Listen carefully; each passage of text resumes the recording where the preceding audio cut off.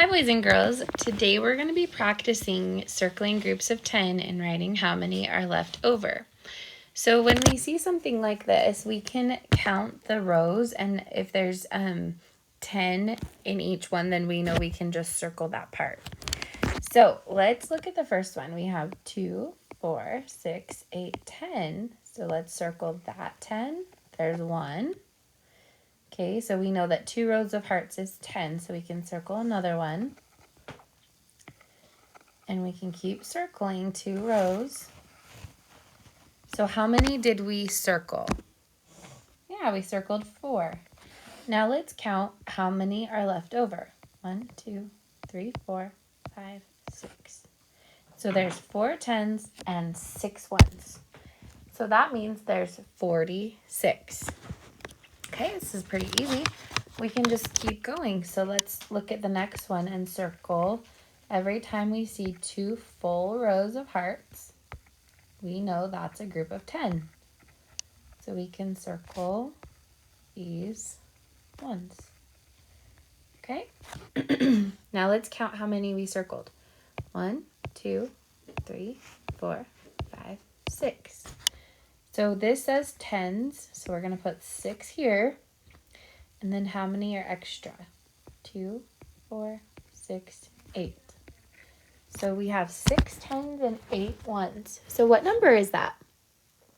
Yeah, it's 68. Okay, let's keep going. 1, 2, 3. This one's missing a heart here, so we don't want to circle that one. So in the 10s column, we're going to write 3. And let's count how many are left over. 1, 2, 3, 4, 5, 6, 7, 8, 9. Very good. So if we have 3 10s and 9 1s, what number do we have? 39. Very good.